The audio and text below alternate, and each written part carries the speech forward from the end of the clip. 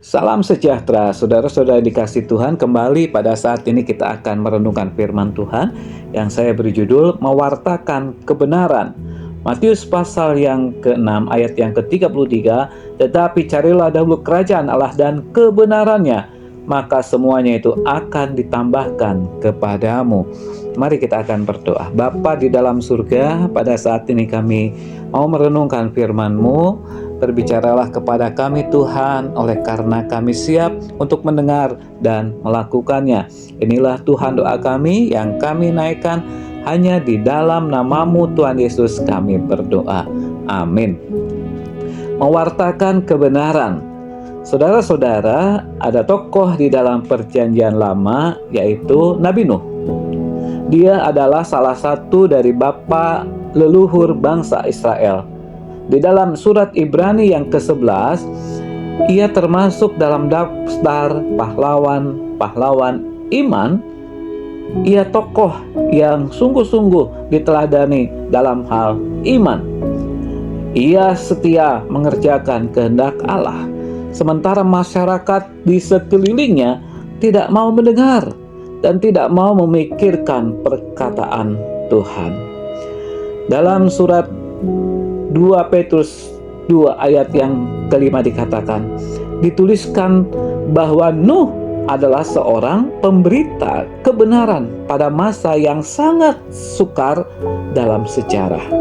Padahal Nuh hidup bergaul dengan Allah dan memberitakan kebenaran selama 120 tahun.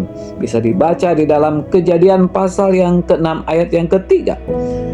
Dan selama itu Nuh hidup ditertawakan, bahkan dilawan oleh orang-orang yang hidup sezamannya. Ketika Nuh diminta untuk membuat bahtera, ada banyak ejekan, hinaan, dan menertawakan Nabi Nuh. Tetapi ketaatan dan iman Nabi Nuh dalam melaksanakan kehendak Allah untuk memberitakan kebenaran yang Tuhan nyatakan kepadanya seharusnya perlu dicontoh oleh pengikut-pengikut sekarang ini, termasuk saudara dan saya. Kita perlu memiliki iman yang tidak mudah digoyangkan oleh kejahatan dan tipu muslihat dunia ini. Oleh karena itu, kita perlu untuk memperhatikan bagaimana talenta dan iman kita dalam melayani Tuhan.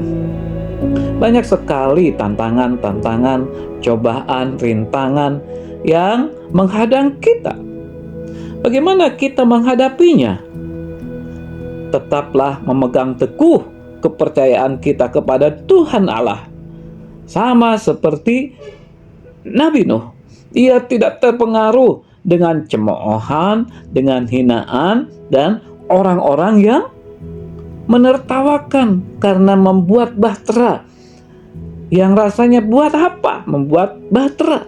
Tetapi kita tahu bahwa melalui bahtera ini, Nuh dan keluarganya ketika ada air bah turun, diselamatkan.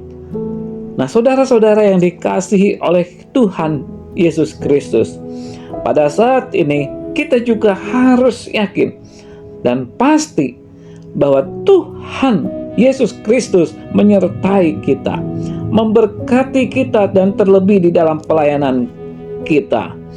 Pada waktu kita melayani, pada waktu kita mau menjadi pengikut Yesus Kristus, mungkin ada orang yang membenci kita, ada orang yang menghina kita, ada orang yang memusuhi kita.